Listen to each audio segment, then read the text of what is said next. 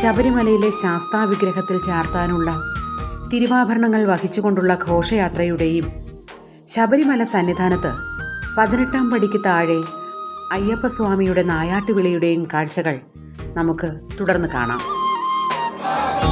ശബരിമല സന്നിധാനത്ത് മകരസംക്രാന്തി ദിവസം വൈകിട്ട് ധർമ്മശാസ്താ വിഗ്രഹത്തിൽ ചാർത്തുന്നതിനു വേണ്ടിയുള്ള തിരുവാഭരണങ്ങളടങ്ങിയ പേടകങ്ങൾ വഹിച്ചുകൊണ്ടുള്ള ഘോഷയാത്ര പന്തളം കൊട്ടാരത്തിൽ നിന്നും ജനുവരി 13-ാം തീയതി ഉച്ചയ്ക്ക് 1 മണിക്ക് പുറപ്പെട്ടു.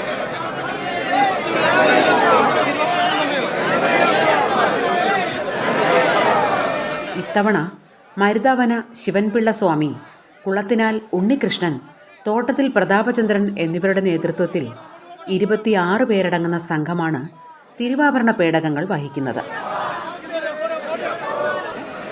പന്തളം രാജകുടുംബാംഗം മരിച്ചതിനെ തുടർന്ന് ഇത്തവണ വലിയ കോയിക്കൽ ക്ഷേത്രത്തിലും പന്തളം കൊട്ടാരത്തിലും ആചാരപരമായ ചടങ്ങുകളൊന്നും തന്നെ നടത്തിയില്ല. അശൂലമായതിനാൽ രാജപ്രതിനിധി പല്ലക്കിൽ ഘോഷയാത്രയെ അനുഗമിക്കുന്ന ചടങ്ങും ഇത്തവണയില്ല.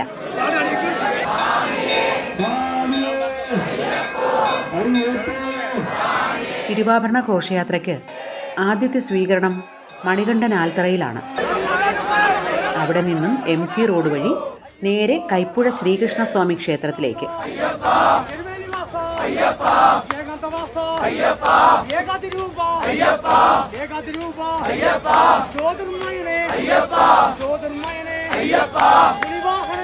ഭക്തജനങ്ങളുടെ ശരണമന്ത്ര ജപങ്ങൾക്ക് നടുവിലൂടെ പരമ്പരാഗത തിരുവാഭരണ പാതയിലൂടെ കുളനട ഭഗവതി ക്ഷേത്രത്തിലേക്കാണ് ഇനിയുള്ള യാത്ര. ഇവിടെ തിരുവാഭരണ പേടകങ്ങൾ ഭക്തജനങ്ങൾക്കായി തുറന്നു വയ്ക്കും. നട്ടുച്ച വെയിലിലും ആയിരക്കണക്കിന് ഭക്തജനങ്ങളാണ് തിരുവാഭരണങ്ങൾ ഒരു നോക്ക് കാണാനായി ദേവീക്ഷേത്രത്തിലേക്ക് എത്തിച്ചേർന്നിരിക്കുന്നത്.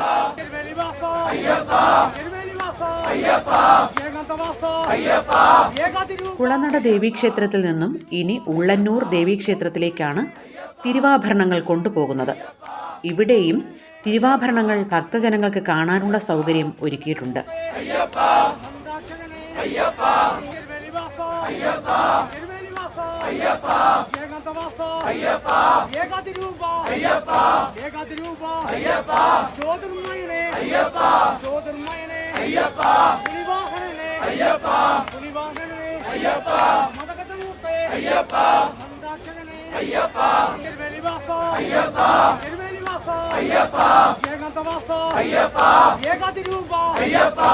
ഉള്ളന്നൂർ ദേവീക്ഷേത്രത്തിൽ നിന്നും തിരുവാഭരണ സംഘം നാട്ടുവഴികളിലൂടെ വീണ്ടും യാത്ര ആരംഭിക്കുന്നു.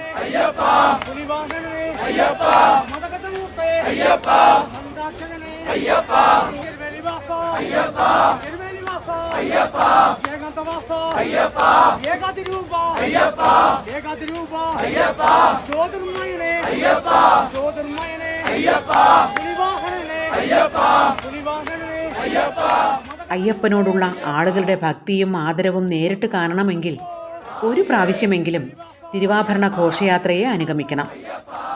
സംഘ അംഗങ്ങൾക്കായി ഭക്ഷണവും ദാഹജലവുമായി വഴിയരികിൽ വീട്ടുകാരും സംഘടനകളുമെല്ലാം കാത്തു നിൽക്കുകയാണ്.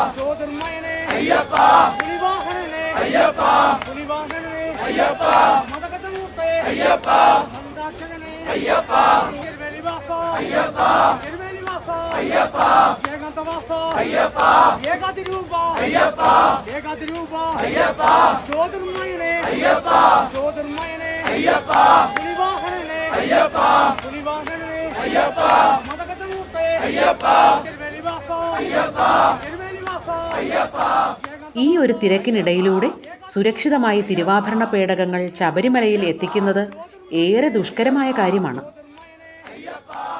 പത്തനംതിട്ട ജില്ലാ ഹെഡ്ക്വാർട്ടേഴ്സ് ക്യാമ്പിൽ നിന്നുള്ള സായുധ പോലീസ് സംഘമാണ് തിരുവാഭരണ ഘോഷയാത്രയ്ക്ക് സുരക്ഷ ഒരുക്കുന്നത്.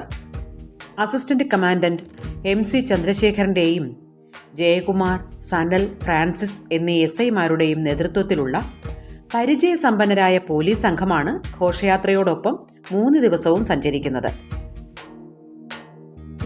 ഇവരെ കൂടാതെ ആരോഗ്യവകുപ്പിന്റെ ഉദ്യോഗസ്ഥരും റവന്യൂ ഫയർഫോഴ്സ് ഉദ്യോഗസ്ഥരും തിരുവാഭരണ ഘോഷയാത്രയെ അനുഗമിക്കുന്നുണ്ട്. ലാഹ മുതൽ ഫോറസ്റ്റ് ഉദ്യോഗസ്ഥരും ഘോഷയാത്രയിൽ പങ്കാളികളാകും. അങ്ങനെ കുറിയാനിപ്പള്ളി ദേവീക്ഷേത്രത്തിലെ സ്വീകരണവും ഏറ്റുവാങ്ങി ഇടവഴികളിലൂടെ കാടും മേടും വയലുകളും പാടവരമ്പുകളും താണ്ടിയുള്ള ഘോഷയാത്രയുടെ കാഴ്ചകളാണ് നമ്മൾ കണ്ടുകൊണ്ടിരിക്കുന്നത്.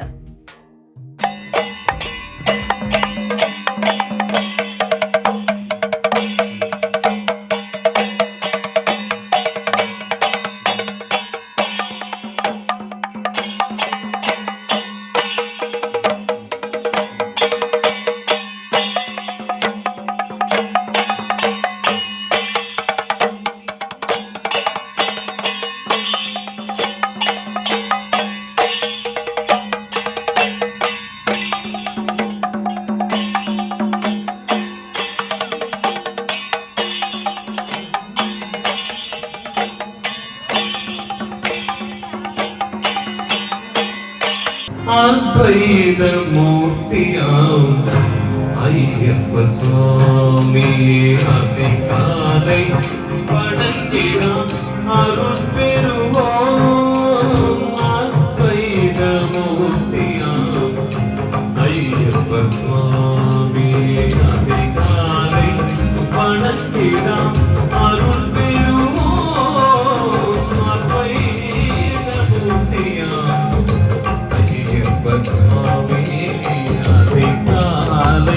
വണങ്ങിടാം അരുൾ പെരുവോം. അദ്വൈത മൂർത്തിയാം അയ്യപ്പ സ്വാമിയേ.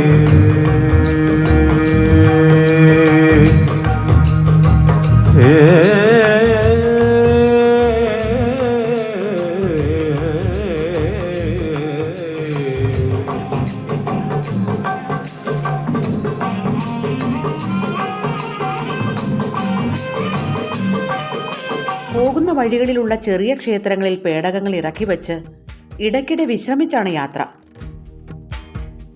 തിരുവാഭരണവും വഹിച്ചുകൊണ്ടുള്ള ഘോഷയാത്രയ്ക്ക് പ്രത്യേക പാത തന്നെയുണ്ട്.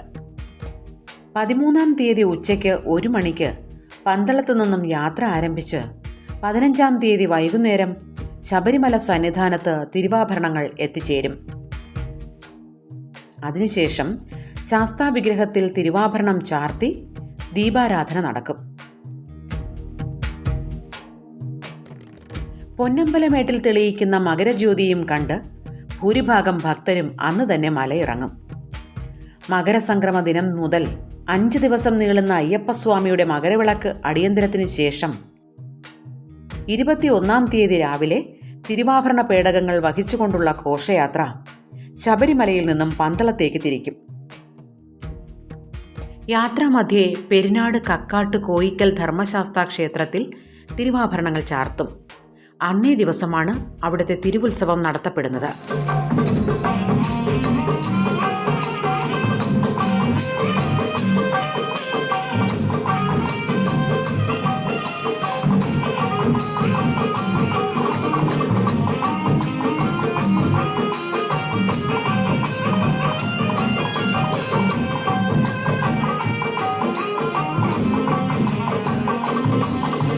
വിധിവല്ല വഴിയൊന്നാം വ്രതഗുണം നൽകി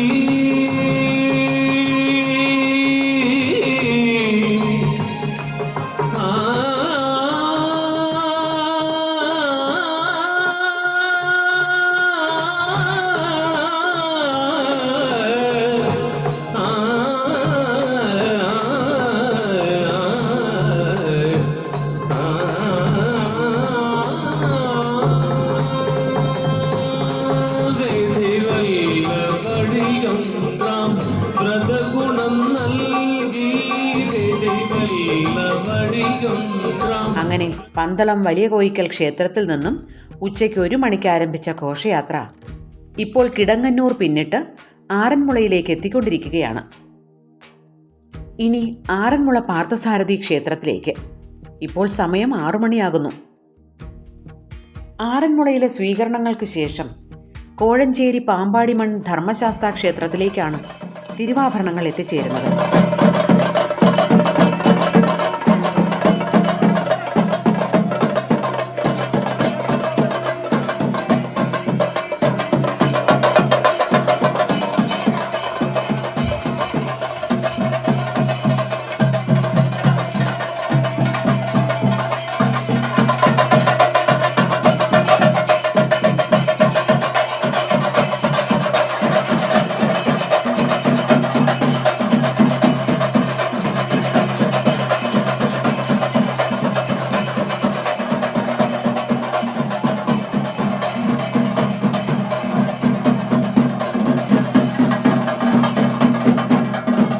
ഇവിടെ നിന്നും നേരെ അയിരൂർ പുതിയകാവ് ദേവീക്ഷേത്രത്തിലേക്ക്.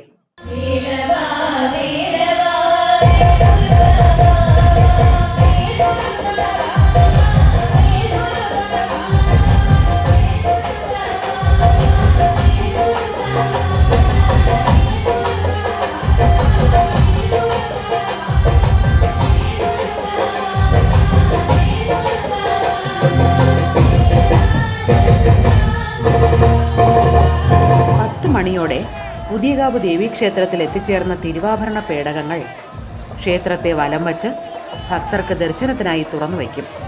അങ്ങനെ ഒന്നാം ദിവസത്തെ തിരുവാഭരണ ഘോഷയാത്രയ്ക്ക് അയിരൂർ പുതിയകാവ് ദേവീക്ഷേത്രത്തിൽ പരിസമാപ്തിയായി.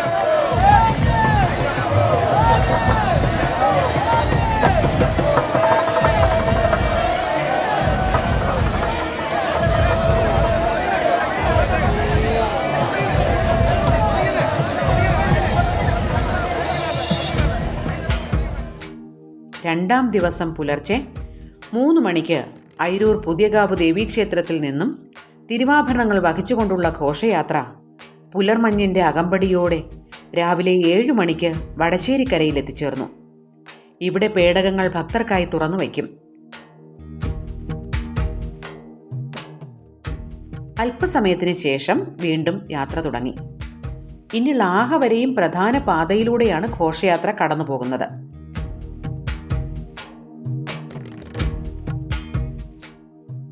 വടശ്ശേരിക്കരയിൽ നിന്നും യാത്ര പുനരാരംഭിച്ച ശേഷം പ്രയാർ മഹാവിഷ്ണു ക്ഷേത്രത്തിൽ പ്രവേശിക്കും. ഇവിടെ പ്രഭാത ഭക്ഷണത്തിന് ശേഷം നേരെ മാടമൺ ഋഷികേശ ക്ഷേത്രത്തിലേക്ക്.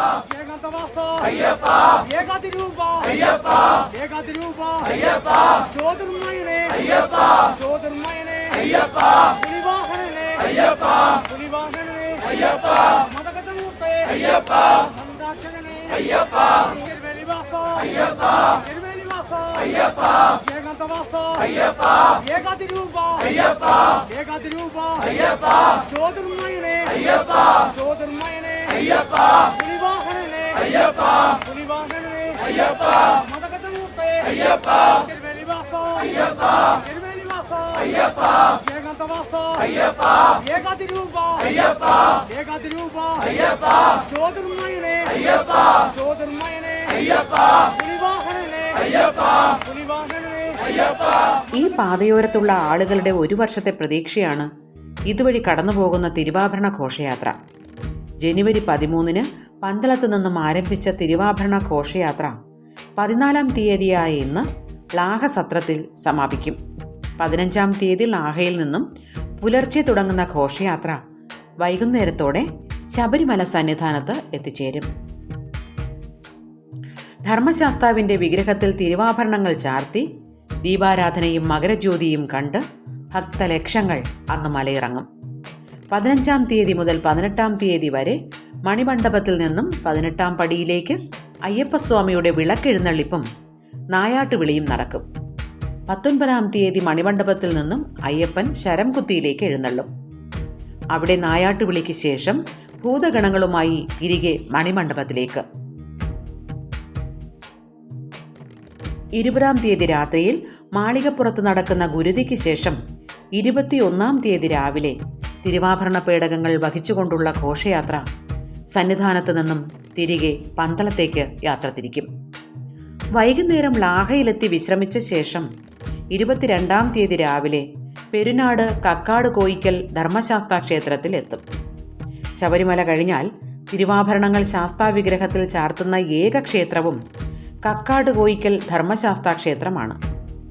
22-ാം തീയതിയാണ് പെരുനാട് ശാസ്താക്ഷേത്രത്തിലെ തിരുവുത്സവം നടത്തപ്പെടുന്നത്.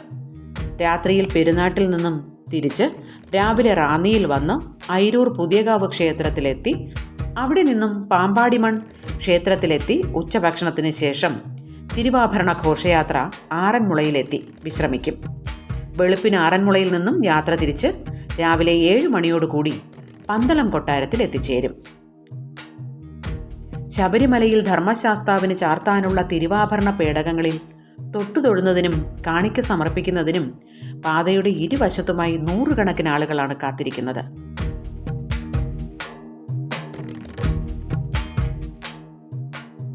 തടിയിൽ തീർത്ത 3 പെട്ടികളിലാണ് തിരുവാഭരണങ്ങൾ ശബരിമല സന്നിധാനത്തേക്ക് തലയിലേറ്റി കൊണ്ടുപോകുന്നത്. 1-ാമത്തെ പെട്ടിയിൽ ധർമ്മശാസ്താവിൻ്റെ തിരുമുഖം, പ്രഭാമണ്ഡലം, സ്വർണ്ണ ചുരിക, വില്യോദലമാല, എരിക്കിൻ പൂമാല, ശരപ്പുളിമാല, മണിമാല, സ്വർണം കെട്ടിയ ശംഖ്, പൂർണ്ണ പുഷ്കല രൂപങ്ങൾ, 2 ആനകൾ എന്നിവയാണുള്ളത്. ഈ ആനകളിൽ 1-ാമത്തേതിന് വലതു കൊമ്പില്ല, 2-ാമത്തെ ആനയ്ക്ക് ഇടത് ചെവിയുമില്ല എന്ന പ്രത്യേകതയുമുണ്ട്. 1-ാമത്തെ പെട്ടി മാത്രമാണ് സന്നിധാനത്ത് 18-ാം പടി കയറി ശ്രീകോവിലേക്ക് കൊണ്ടുപോകുന്നത്. 2-ാമത്തെയും 3-ാമത്തെയും പെട്ടികൾ 18-ാം പടിക്ക് താഴെ നിന്നും മാളികപ്പുറം വഴി മണിമണ്ഡപത്തിലേക്ക് കൊണ്ടുപോകും. 2-ാമത്തെ പെട്ടിയിൽ സ്വാമി അയ്യപ്പൻ്റെ മകരവിളക്ക് അടിയന്തരത്തിനുള്ള വെള്ളി പൂജാപാത്രങ്ങൾ, സ്വർണ്ണ കലശം എന്നിവയും പെട്ടിയുടെ മുകളിലായി തലപ്പാറ മലയുടെയും ഉടുമ്പാറ മലയുടെയും കൊടികളുടെ കുടകളും കെട്ടിവച്ചിട്ടുണ്ട്. 3-ാമത്തെ വീതിയുള്ള പരന്ന പെട്ടിയിൽ അയ്യപ്പസ്വാമിയുടെ കൊമ്പൻ മീശയുള്ള തിരുമുഖം ആലേഖനം ചെയ്ത തിടമ്പ്, തലപ്പാറ മലയുടെയും ഉടുമ്പാറ മലയുടെയും കൊടികൾ, നെറ്റിപ്പട്ടം എന്നിവയാണുള്ളത്.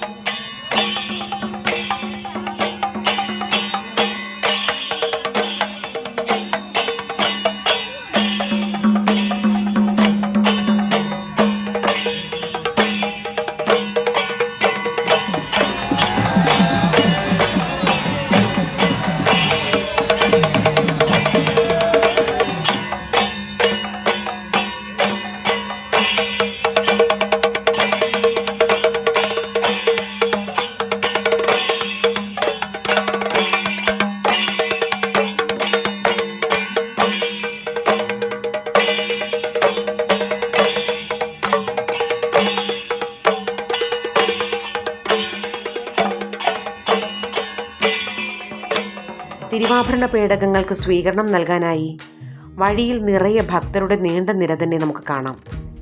ഈ പ്രദേശങ്ങളിലൊക്കെയും തിരുവാഭരണ ഘോഷയാത്രയ്ക്ക് നേർച്ചയായി ഇഴക്കയർ നൽകുന്ന ഒരു ചടങ്ങുണ്ട്. മണിമണ്ഡപത്തിലെ കളമെഴുത്തുത്സവത്തിന് വിധാനിക്കാൻ വേണ്ടിയാണ് ഇങ്ങനെ ഇഴക്കയർ വഴിപാടായി നൽകുന്നത്. അങ്ങനെ ഉച്ചയ്ക്ക് 1 മണിയായപ്പോൾ തിരുവാഭരണ ഘോഷയാത്ര കക്കാടുകോയിക്കൽ ധർമ്മശാസ്താ ക്ഷേത്രത്തിൽ എത്തിച്ചേർന്നു. ഇവിടെ നിന്നും ഉച്ചഭക്ഷണം കഴിച്ച് വിശ്രമിച്ച ശേഷം 3 മണിയോടെ ഘോഷയാത്ര വീണ്ടും യാത്ര തുടങ്ങി.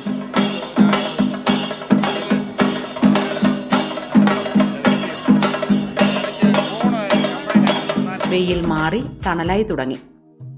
പെരുന്നാട്ടിൽ നിന്നും യാത്ര ആരംഭിച്ച ശേഷം കാഴ്ചകളും മാറി തുടങ്ങി. തിരുവാഭരണ പേടകങ്ങൾക്ക് സ്വീകരണം നൽകാനായി വഴിയിൽ നിറയെ ഭക്തരുടെ നീണ്ട നിര തന്നെ നമുക്ക് കാണാൻ കഴിയും.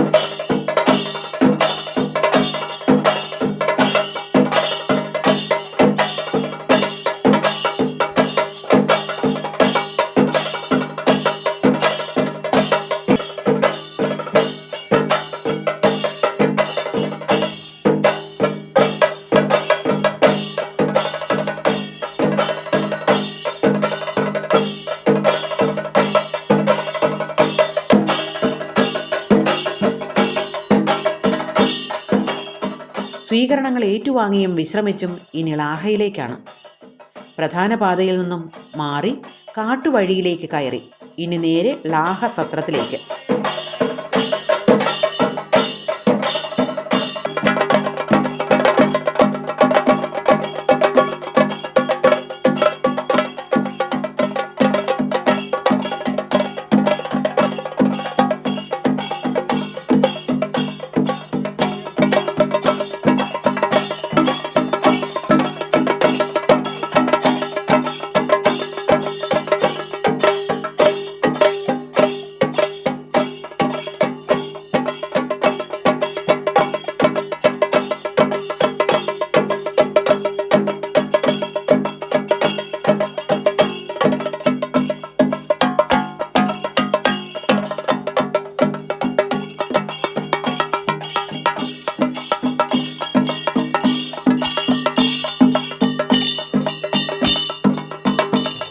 രണ്ടാം ദിനം ലാഹസത്രത്തിൽ തങ്ങിയ ശേഷം 15-ാം തീയതി പുലർച്ചെ 2:30 മണിയോടെയാണ് തിരുവാഭരണ ഘോഷയാത്ര നിലയ്ക്കലിലേക്ക് പുറപ്പെട്ടത്. രാജാംപാറ, പ്ലാപ്പള്ളി, നാറാണംതോട്, തലപ്പാറ, മലക്കോട്ട, ഇലവുങ്കൽ എന്നീ സ്ഥലങ്ങളിലെ സ്വീകരണങ്ങൾ ഏറ്റുവാങ്ങി ഇനി നേരെ നിലയ്ക്കലിലേക്ക്. അങ്ങനെ രാവിലെ 8:30 മണിയോടുകൂടി നിലയ്ക്കൽ മഹാദേവ ക്ഷേത്രത്തിലെത്തി. മലയാളികളെക്കാൾ കൂടുതൽ അന്യസംസ്ഥാനങ്ങളിൽ നിന്ന് വന്ന അയ്യപ്പ ഭക്തരായിരുന്നു നിലയ്ക്കൽ ക്ഷേത്രത്തിലുണ്ടായിരുന്നത്. അയ്യപ്പ ഭക്തിയുടെ വേറിട്ട കാഴ്ചകൾ നമുക്കിവിടെ കാണാൻ സാധിക്കും.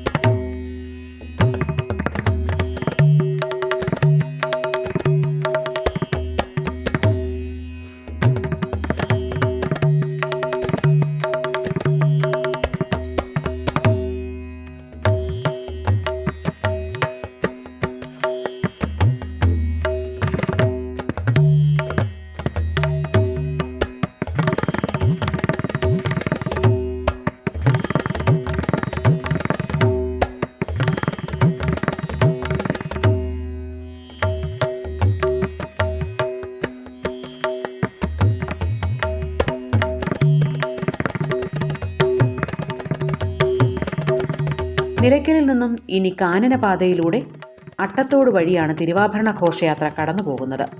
ഇടയ്ക്ക് വഴിയിൽ അല്പസമയം വിശ്രമത്തിനായി പേടകങ്ങൾ ഇറക്കി വെച്ചു.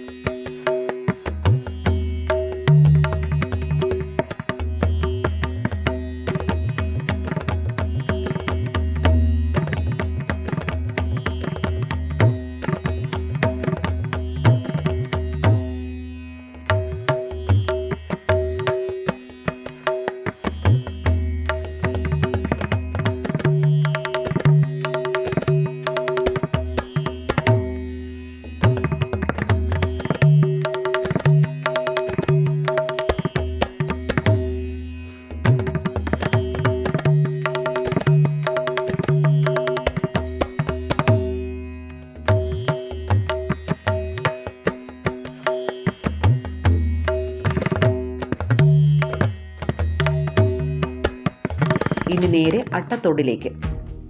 ശബരിമല പാതയിലെ അവസാന ജനവാസ കേന്ദ്രമാണ് അട്ടത്തോട്.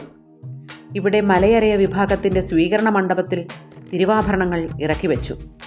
കുറച്ചു സമയത്തെ വിശ്രമത്തിന് ശേഷം ചെങ്കുത്തായ കാട്ടുപാതയിലൂടെ കൊല്ലമൂഴിയിലേക്ക്. വളരെ സൂക്ഷിച്ചു മാത്രം പോകേണ്ട കാട്ടുപാതയാണിത്.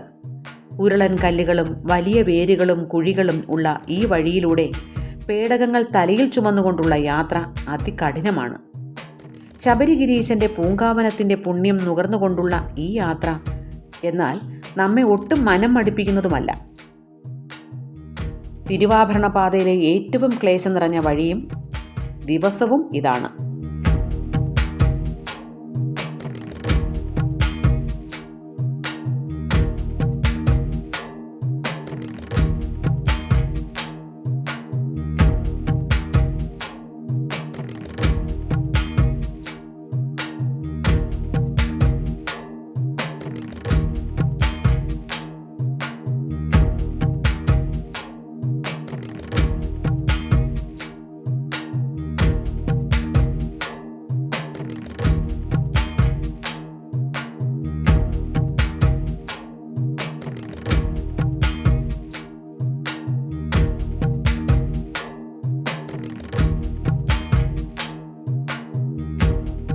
കൊല്ലമൂഴിയിലെത്തിയാൽ പിന്നെ വിശ്രമം. ഇവിടെ പമ്പാനദിയിലിറങ്ങി ദേഹശുദ്ധി വരുത്തി വസ്ത്രവും മാറിയാണ് തിരുവാഭരണ പേടക സംഘം യാത്ര തുടരുന്നത്.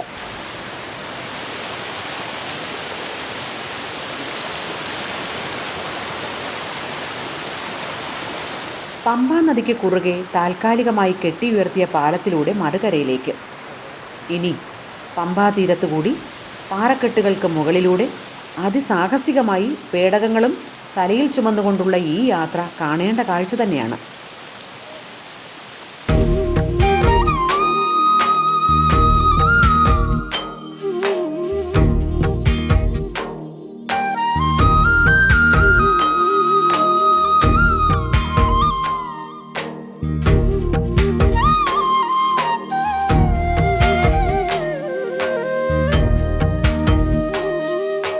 ഹരിവരാസനം വിശ്വമോഹനം ഹരിതധീശ്വരം ആരാധ്യപാദുകം ഹരിവിമർദ്ദനം നിത്യനർത്തനം ഹരിഹരാത്മജം ദേവമാശ്രയേ.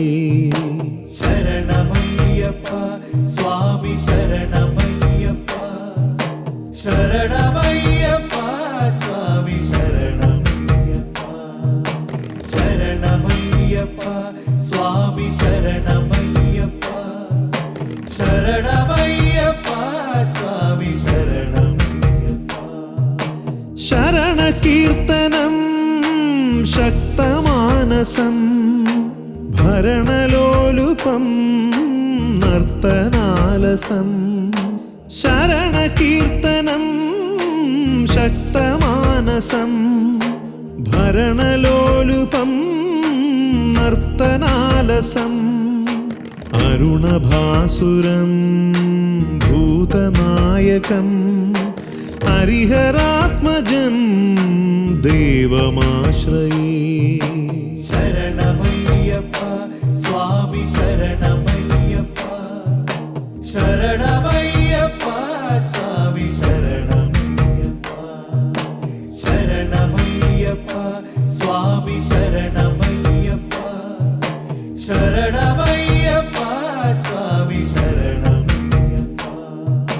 പ്രണയസത്യകം പ്രാണനായകം പ്രണതകൽപകം സുപ്രഭാഞ്ജിതം. പ്രണയസത്യകം പ്രാണനായകം പ്രണതകൽപകം സുപ്രഭാഞ്ജിതം. പ്രണവമന്ദിരം കീർത്തനപ്രിയം ഹരിഹരാത്മജം ദേവമാശ്രയേ. ശരണമയ്യപ്പ സ്വാമി ശരണമയ്യപ്പ ശരണമയ്യപ്പ. അങ്ങനെ ശരണമന്ത്രങ്ങൾക്കിടയിലൂടെ ഒളിയമ്പുഴയിലെത്തി. ഇവിടെയെല്ലാം ധാരാളം അയ്യപ്പ ഭക്തരാണ് ഘോഷയാത്രയെ എതിരേൽക്കാനായി എത്തിയിരിക്കുന്നത്. ഇവരെല്ലാം അയൽ സംസ്ഥാനങ്ങളിൽ നിന്നും ദിവസങ്ങളായി ഇവിടെ വന്ന് തമ്പടിച്ചിരിക്കുന്നവരാണ്. തിരുവാഭരണ പേടകങ്ങളിൽ തൊടാനായി തിരക്ക് കൂട്ടുന്ന അയ്യപ്പ ഭക്തർക്കിടയിലൂടെ കൊടും വനത്തിന് നടുവിൽ പേടകങ്ങൾ ഇറക്കി വച്ചു. അല്പനേരം ഇനി വിശ്രമം.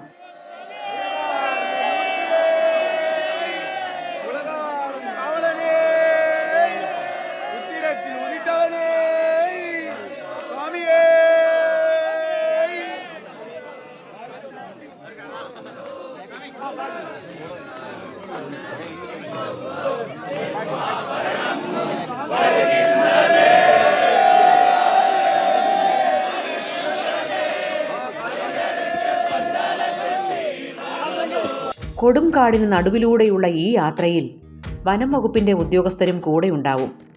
ആനക്കൂട്ടങ്ങളുടെ വിഹാര കേന്ദ്രങ്ങളാണ് ഈറ്റയും വെള്ളവും ധാരാളമുള്ള ഈ കാടകങ്ങൾ. നമുക്ക് മുമ്പേ രാവിലെ എപ്പോഴോ ഇതുവഴി കടന്നുപോയ ആനക്കൂട്ടത്തിന്റെ സ്വൈര്യവിഹാരത്തിന്റെ ലക്ഷണങ്ങൾ ഒടിച്ചിട്ട ഈറ്റത്തണ്ടുകളായും ആനപ്പിണ്ടങ്ങളായും വഴിയിലെല്ലാം നമുക്ക് കാണാം.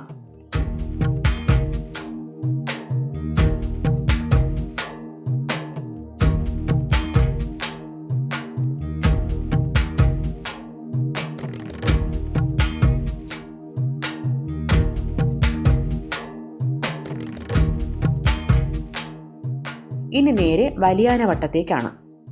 പുഴക്കരയിലൂടെയുള്ള ഈ യാത്രയാണ് നമ്മൾ ഈ 3 ദിവസവും സഞ്ചരിച്ചതിൽ വച്ച് ഏറ്റവും കഠിനമായതും ശ്രദ്ധിക്കേണ്ടതും. കാരണം മറ്റൊന്നുമല്ല, ദിവസങ്ങളായി ഇവിടെ വന്ന് താമസിക്കുന്ന അയൽ സംസ്ഥാനത്തു നിന്നുള്ള അയ്യപ്പ ഭക്തരുടെ മലമൂത്ര വിസർജനങ്ങൾ തിരുവാഭരണ പാതയിലെല്ലാം നിറയെ കാണാം. ഇതിലൊന്നും ചവിട്ടാതെ വേണം പുഴ കടന്ന് മറുകരയിലെത്താൻ. അടുത്ത തീർത്ഥാടന കാലത്തെങ്കിലും ഈ വഴികൾ മലമൂത്ര വിസർജനത്തിനുള്ള സ്ഥലമാക്കി മാറ്റാതിരിക്കാൻ ഉള്ള നടപടികൾ ദേവസ്വം ബോർഡ് സ്വീകരിക്കണമെന്ന ഒരു അഭ്യർത്ഥന കൂടിയുണ്ട്. അങ്ങനെ നമ്മൾ പാണ്ടിത്താവളം വഴി വലിയാനവട്ടത്തെത്തി. വലിയാനവട്ടവും ചെറിയാനവട്ടവും കടന്നു പോവുക എന്നത് ഏറ്റവും കഠിനമായ കാര്യമാണ്. അയൽ സംസ്ഥാനങ്ങളിൽ നിന്നുള്ള അയ്യപ്പ ഭക്തർ തിങ്ങി നിറയുന്ന ഇവിടെ വളരെ സൂക്ഷിച്ച് സായുധ സേനയുടെ സുരക്ഷാ വലയത്തിനുള്ളിൽ നിന്നുകൊണ്ട് മാത്രമേ മുന്നോട്ട് നീങ്ങാൻ സാധിക്കുകയുള്ളൂ. അതിനാൽ വലിയാനവട്ടം മുതൽ കുറച്ചു ദൂരം നമുക്ക് കാഴ്ചകൾ പകർത്താൻ കഴിഞ്ഞില്ല.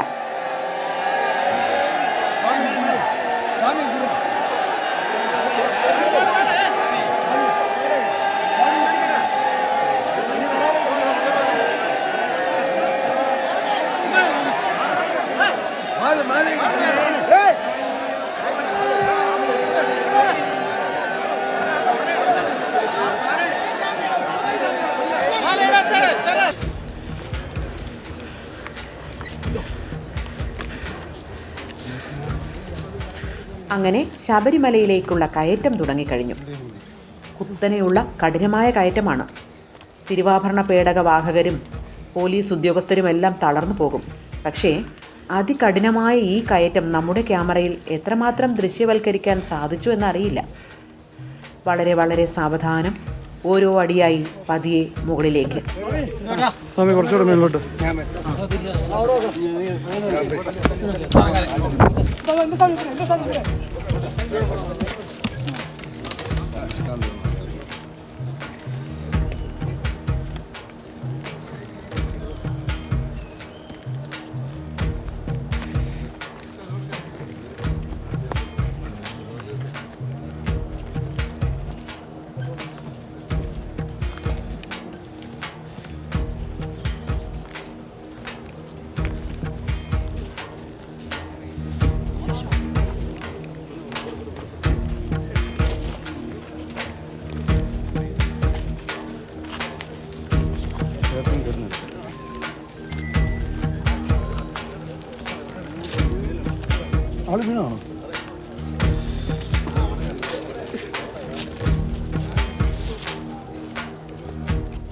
അങ്ങനെ തിരുവാഭരണ ഘോഷയാത്ര ചെറിയാനവട്ടവും കടന്ന് നീലിമല പാതയിലേക്ക് എത്തിക്കൊണ്ടിരിക്കുകയാണ്.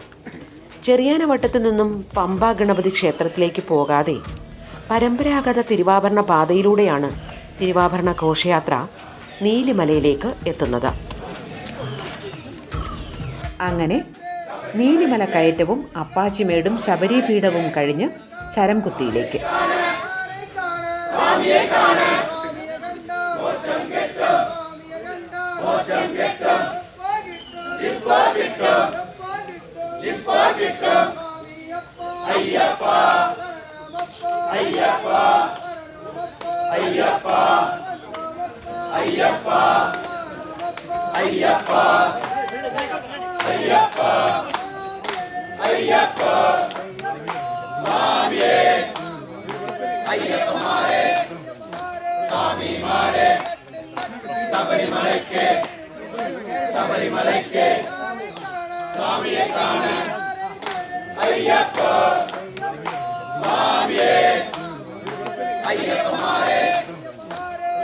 ശരംകുത്തിയിൽ ദേവസ്വം ബോർഡ് അധികൃതരുടെ സ്വീകരണങ്ങൾ ഏറ്റുവാങ്ങി ശബരിഗിരീശന്റെ തിരുനടയിലേക്കാണ് യാത്ര. നമ്മൾ ഒരിക്കലും പ്രതീക്ഷിക്കാത്ത വണ്ണമുള്ള അനിയന്ത്രിതമായ തിരക്കിനിടയിലൂടെ, സായുധ പോലീസിന്റെ ബന്ദോബസ്തിനിടയിലൂടെ കാനനവാസൻ അരികിലേക്ക്. ഈ തിരക്കിനിടയിലൂടെയുള്ള കാഴ്ചകൾ പകർത്തുന്നതിന് പരിമിതികൾ ഉള്ളതിനാൽ തിരുവാഭരണ പേടകങ്ങളിലെ ഒന്നാമത്തെ പെട്ടി 18-ാം പടി കയറുന്നത് നമ്മൾ പകർത്തിയില്ല. രണ്ടാമത്തെയും മൂന്നാമത്തെയും തിരുവാഭരണ പേടകങ്ങൾ 18-ാം പടിയുടെ ഇടതുവശത്തുകൂടി മാളികപ്പുറം വഴി മണിമണ്ഡപത്തിലേക്ക് കൊണ്ടുപോകുന്ന കാഴ്ചകളാണ് നാം ഇപ്പോൾ കാണുന്നത്.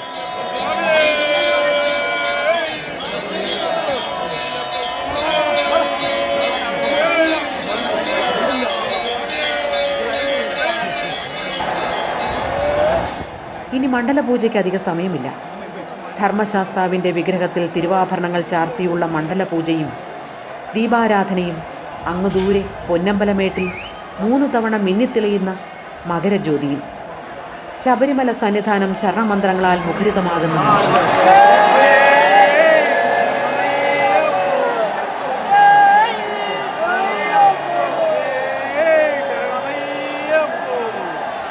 മകരസംക്രാന്തി ദിനമായ ഇന്നാണ് ശബരിമലയിൽ 5 ദിവസം നീണ്ടു നിൽക്കുന്ന മകരവിളക്കുത്സവം ആരംഭിക്കുന്നത്.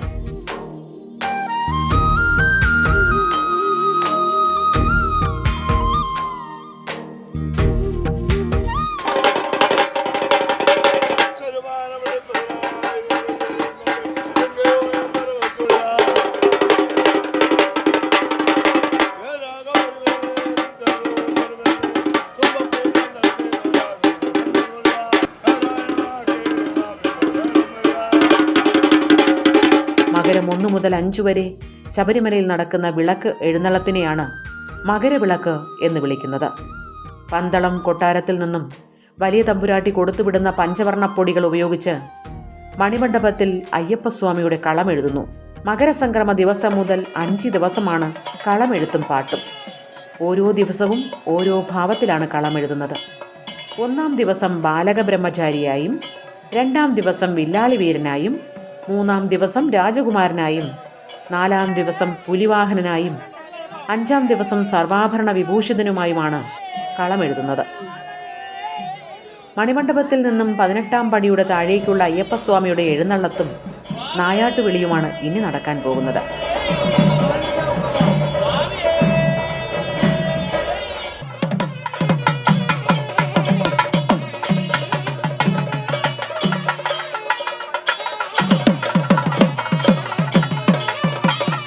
തിരുവാഭരണ പേടകങ്ങളിൽ 2ഉം 3ഉം പെട്ടികളിൽ കൊണ്ടുവന്ന തിടമ്പും കൊടികളുമാണ് മണിമണ്ഡപത്തിൽ നിന്നും 18-ാം പടിയിലേക്ക് എഴുന്നള്ളിക്കുന്നത്.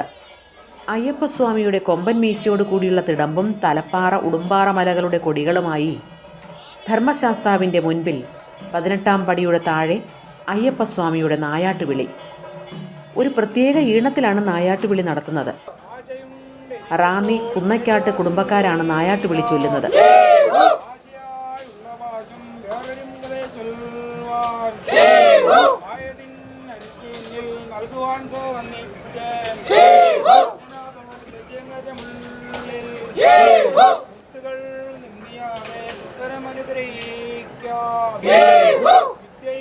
ശബ്ദബോധം ബുദ്ധിയിൽ തെളിവോരാം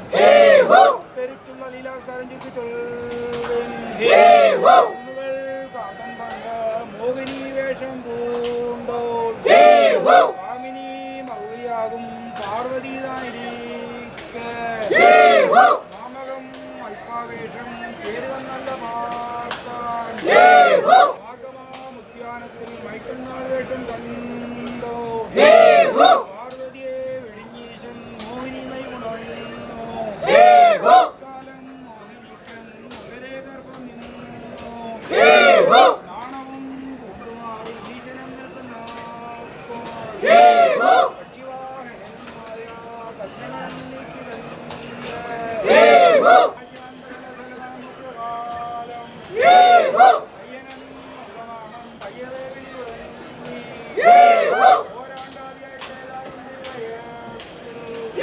എഴുത്തിനായി പള്ളിപോക്ക ശസ്ത്രാദിത്യം പഠിച്ചുകൊണ്ട പന്തീരാണ്ടിൽ കളരിപോക്ക മുതടിച്ചതിന്റാദിത്യം പഠിച്ചുകൊണ്ട 16-ാം തിരുവയസ്സിൽ പാട്ടിനെ സേവനത്തിനായി കൊണ്ടും താനും തന്റെ സേവന്മാർ 16,000-നെയും പിന്നും പിന്നോടെ നിർത്തിക്കൊണ്ട പരിചയം പുഞ്ചിരെയും കൈപിടിച്ചുകൊണ്ട് പാണ്ഡ്യ നാട്ടിൽ എഴുന്നള്ളേ പാണ്ഡ്യൻ തന്നെ സേവ നിന്ന കാലം 5 ദിവസത്തെ വിളക്കെഴുന്നള്ളിപ്പിനും നായാട്ടുവിളിക്കും ശേഷം 6-ാം ദിവസം രാത്രി മാളികപ്പുറത്ത് ഗുരുതി നടക്കും. ഗുരുതി കഴിഞ്ഞ് അടുത്ത ദിവസം പുലർച്ചെ നട തുറന്ന ശേഷം തന്ത്രിയുടെ നേതൃത്വത്തിൽ മഹാഗണപതി ഹോമവും ഉണ്ടാവും. അന്നത്തെ ദിവസം ശബരിമലയിൽ തീർത്ഥാടകർക്ക് ദർശനമുണ്ടായിരിക്കുന്നതല്ല. ഈ സമയം തിരുവാഭരണ ഘോഷയാത്ര 18-ാം പടി ഇറങ്ങും.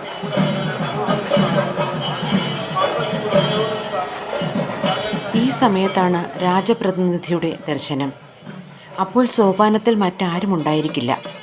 ദർശനത്തിന് ശേഷം മേൽശാന്തി നട അടയ്ക്കുകയും ശ്രീകോവിലിൻ്റെ താക്കോൽ രാജപ്രതിനിധിയെ ഏൽപ്പിക്കുകയും ചെയ്യുന്നു. തുടർന്ന് രാജപ്രതിനിധി 18-ാം പടി ഇറങ്ങി അടുത്ത 1 വർഷത്തെ പൂജകൾക്കായി താക്കോൽ ദേവസ്വം അഡ്മിനിസ്ട്രേറ്റീവ് ഓഫീസർക്ക് കൈമാറുന്നതോടെ മകരവിളക്ക് ഉത്സവത്തിന് സമാപനമാകും.